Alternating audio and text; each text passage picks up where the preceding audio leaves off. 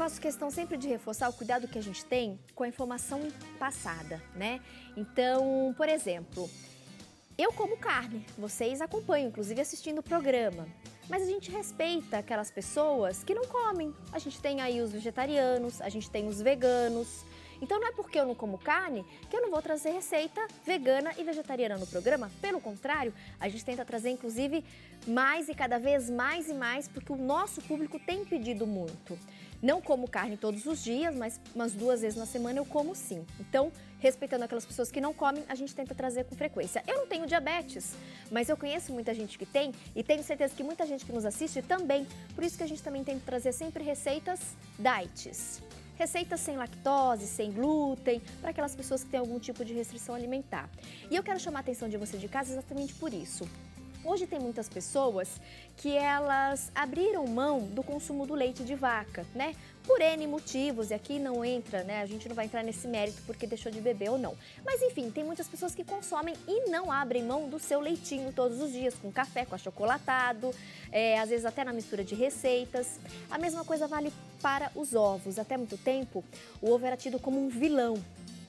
Eu mesmo, quando criança, eu sempre ouvia, né, pessoal, especialmente mais velhos, os avós falarem, acho que ovo faz mal pro coração, e ovo aumenta colesterol, e aí até a gente vai crescendo, né, com isso. Gente, mas será que de fato faz mal? É mesmo o vilão da história? E isso vale pro ovo, pro leite e para tantos outros alimentos. Por isso, a gente convidou hoje o Dr. Edson Credidio. Ele é doutor em ciência dos alimentos, ele é clínico geral, ele é nutrólogo. Gente, ele é muita coisa, viu? Então ele vai ajudar a gente.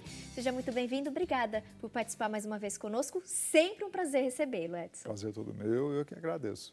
Doutor, afinal de contas, quando a gente fala no consumo dos ovos, vamos começar por ele, né? Ele é o vilão ou ele é o mocinho da história?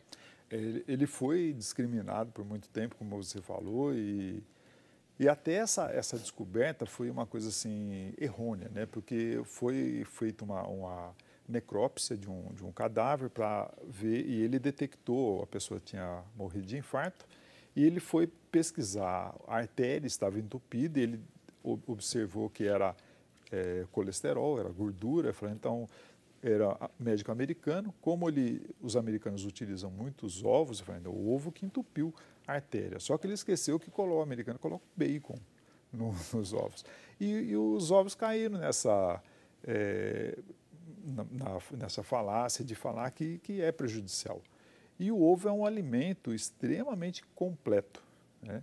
Por exemplo, o que ele oferece para o nosso corpo? Então, o ovo ele tem um ferro biodisponível, ele tem proteína de alto teor biológico, que existe a proteína, os aminoácidos essenciais e os não essenciais. Os essenciais são aquilo que o nosso corpo não fabrica, e os outros o fígado consegue fabricar, sintetizar. E esses essenciais, se você faltar um, você fica doente. E os ovos, eles têm todos os aminoácidos essenciais. Entendi. Além de ter a zeaxantina, de ter a colina, de ter a lecitina, né? Todas as vitaminas do complexo B, inclusive D3, que é uma das coisas que falta para quase todas as pessoas hoje. D3? D3 também. É uma vitamina, doutor? É a vitamina Essa que ajuda. Eu não conhecia, gente. A D3 ajuda a fixar o cálcio no osso. Então o ovo é remédio. É a vitamina D que a gente ouve falar. D3. D3. É porque a vitamina, quando você ingere, ela fica no nosso corpo na forma de provitamina D. E ela só é ativada com a luz solar. E tomando sol, né, ela passa a ser vitamina D3. Então ela fixa o cálcio nos ossos. E tem também hoje uma teoria que a vitamina D3, ela previne proliferação celular anômala. Então aquela proliferação incorreta que pode evoluir para uma doença crônico-degenerativa.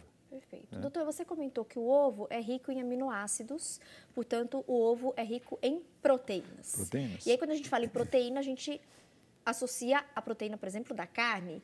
Em relação a valor nutricional, a mesma coisa? Eu comer, por exemplo, um bife de carne e um ovo cozido, eu vou ter a mesma quantidade de proteína? Vai.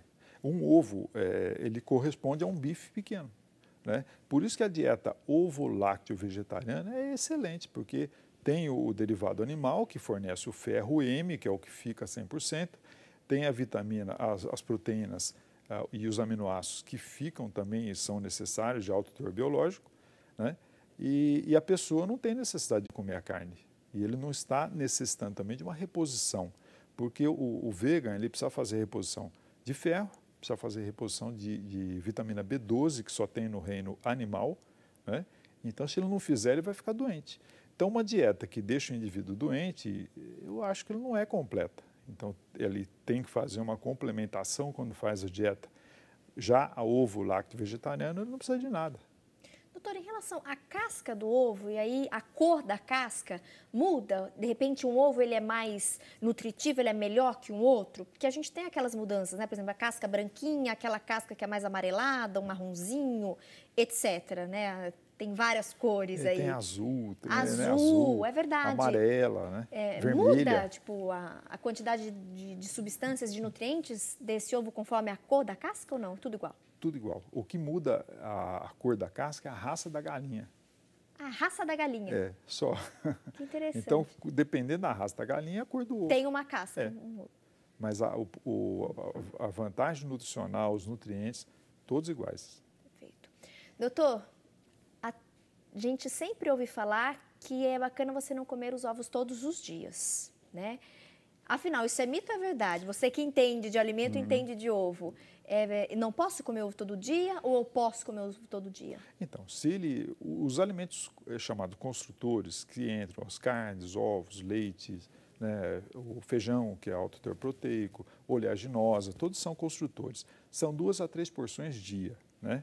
Então, se a pessoa não come carne, ele pode ingerir 2 ovos, um no almoço e um no jantar, como se fosse a carne, todos os dias. E o que é interessante também, Tati, hoje tem o fisiculturismo natural, que a pessoa não toma nenhum tipo de hormônio, de anabolizante, nada. Então, eu acompanho alguns casos assim, que tem atleta que chega a ingerir 10 ovos por dia. Não faz mal, doutor? Não faz, porque o colesterol, na verdade, ele tem uma produção endógena de 70%, ou seja, o fígado fabrica, né? E 30% é o que vem da alimentação. Mas alguns mecanismos controlam essa produção pela própria ingesta. Se você ingerir muito, mais do que 30%, vai um aviso para o cérebro manda o fígado diminuir a produção de colesterol. É um feedback, né? Além disso, o colesterol é aumentado por estresse, pelas catecolaminas, ele aumenta pela insulina, o colesterol aumenta também, dependendo do período do dia, existe o chamado ritmo circadiano, que o pico do colesterol é durante a noite, né? Então, todos os mecanismos para manter o colesterol em um nível normal. Por quê? Porque o colesterol é precursor dos sais biliares, da vitamina D. O colesterol é necessário, né? Na verdade, o problema é o desequilíbrio desse colesterol, né? Mas o colesterol a gente tem que ter. Tem que ter. Perfeito. Doutor, tem alguma dica para a gente armazenar esse ovo? Ou na hora que eu for manusear esse ovo, para eu não comprometer, para eu conseguir, inclusive, manter todas essas propriedades benéficas do alimento, para eu tentar, né, não perder? Porque às vezes em algumas preparações a gente acaba perdendo alguns nutrientes. Tem algumas orientações em relação a isso? Então, uma coisa que nós devemos nos ater se o ovo está fresco ou se ele está velho, né? Como Primeira saber? coisa. Tem várias técnicas, né? A primeira é até simples. Você vai comprar um ovo, você sacode. Se ele fizer barulho, ele já está velho. Ele não pode fazer barulho, né? Porque quando está velho, tem gás, ele está solto lá dentro. Então, você sacode. Se fizer isso, dá para fazer no supermercado, né? A outra técnica em casa, quando você recebe um ovo e quer saber se está novo ou não, você pega um copo de água e solta o ovo. Se ele afundar, ele está fresco. Se ele parar na metade, com a parte mais romboide para cima, né, ele já tem mais de 7 dias. E quando ele boia, ele está velho. Se boiar, não, Tá velho. não consumir. Descarta. Tá. Né? Se afundar, ótimo, é ovo fresquinho. Se ficar ali no meio termo, consumo o quanto antes. Seria isso. Tá certo. E também, nós já falamos 2 técnicas. A outra é abrir o ovo num pratinho. Se ele estiver bem delimitado, tanto a gema como a clara, ele é novo. Se já estiver meio espalhado, ele está começando a deteriorar, né? E a outra técnica, que seria a quarta, é você olhar contra a luz. Se a gema estiver centrada, né, uma luz mais forte, você dá para ver a gema. Ele está novo. A gema, quanto mais periférica, mais velho. Né? E você perguntou do armazenamento. Sempre que comprar, observar a data de que foi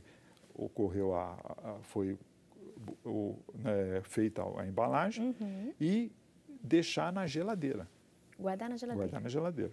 Porta da geladeira ou não? Nas gavetas? Se puder, a parte interna é melhor ainda, porque a temperatura é mais constante. Mas a porta também, se tiver um consumo rápido, dá. Né? Doutor, eu vou confessar algo para o senhor e até para o pessoal que está em casa. Quando a gente sempre recebe um convidado, existe uma pesquisa sobre o assunto, né? Então, o produtor acaba também pontuando algumas coisas, eu faço aquela minha pesquisa para poder fazer perguntas pertinentes, até eu conhecer um pouquinho do assunto, né? Claro que a gente acaba sendo leigo, mas o mínimo a gente procura se informar para poder fazer uma boa entrevista e, de fato, o papo render.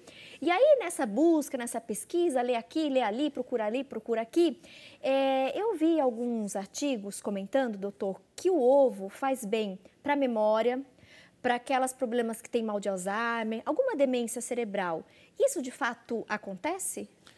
Pelos próprios componentes, o ovo tem selênio, o ovo tem zinco, que aumenta a resistência imunológica, todas as vitaminas do complexo B. Então, é um alimento extremamente completo, né? E o fato de ter os carotenoides, pelo fato de ser amarelo, beta-carotenos, astaxantina, isso tudo previne doença crônico-degenerativa. E principalmente é doença que por falta de nutrientes, né, uma doença nutricional que às vezes passa despercebido. Hoje é muito comum, por exemplo, a anemia, né? E essa anemia muitas vezes não é por falta de ingesta, é porque a pessoa tem uma genética de anemia do Mediterrâneo, que é a talassemia minor, que não é dominante, mas ela leva à necessidade de ter um acompanhamento. Perfeito. Então, o ovo acaba sendo um grande aliado. Ajuda, sem dúvida. Especialmente nesses casos de anemia, também para o cérebro. Desnutrição, tudo.